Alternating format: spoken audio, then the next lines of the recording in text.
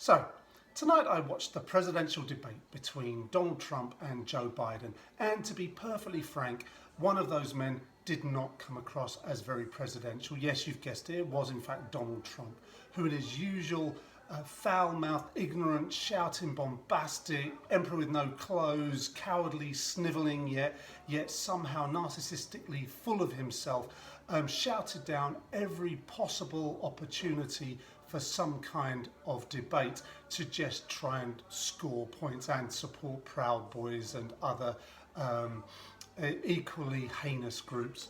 And I sat through it, and really by the end of it I thought, what on earth can I do now? I've got a kind of headache. I feel like I've got a hangover, which is funny because Trump, of course, doesn't drink. So what'll help? And I turned to a cocktail developed in the Second World War in Egypt, and it was developed for the Allies, and it was a hangover cure. And it's funny that it was made for kind of soldiers, given that Cadet Bone Spur himself managed to get, what was it, 5 deferrals from the draft because of his bone spurs. Yeah, good one, Trump. Anyway, I thought that was kind of funny as well. And the name of this cocktail is the Suffering Bastard.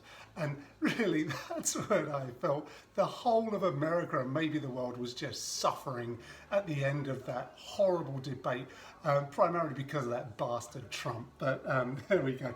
It's a pretty simple cocktail to put together. And what's great about it is, although I'm using cognac for this, which is the original recipe, you can use bourbon. It's one of those, it was a war, make do with what you got. But anyway, I'm going to go with an ounce of cognac into a shaker already filled with ice. So I assume they had ice in Egypt for these cocktails. I mean, out there in the desert and all, well, no, it was in Cairo, I think, so I'm sure they did. But then also, it's the Allies, right? So we had the French on one side and the Brits on the other. Let's have some London dry gin.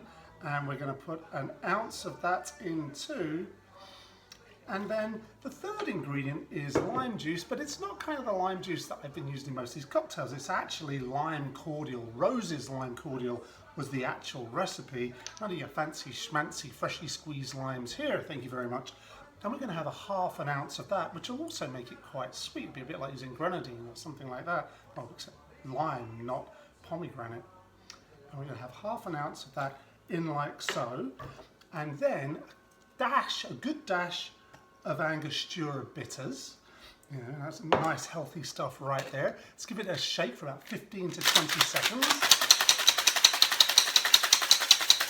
And even that shaking noise is not as irritating as the way that Trump just went on and on, interrupting and shouting and being bombastic and generally awful. But there we go, that's made that nice and cold. I can already feel that it's going to help me get over my Trump headache here. And we'll just strain that into a glass that's already filled with ice, like so. And then we're going to top this puppy up with some ginger beer. None of your ginger ale here. We'll have a nice ginger ale. A little bit of spiciness to the whole proposition. Obviously, if this is designed as a pick-me-up or a pick-you-up or whatever, then hopefully that sparkling stuff will do the trick. The garnish in this is going to be a slice or a wedge of orange and, of course, a sprig of mint. How could that not set you up?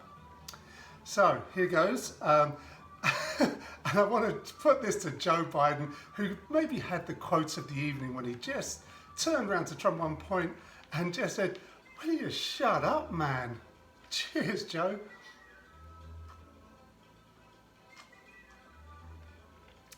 The pain is already receding.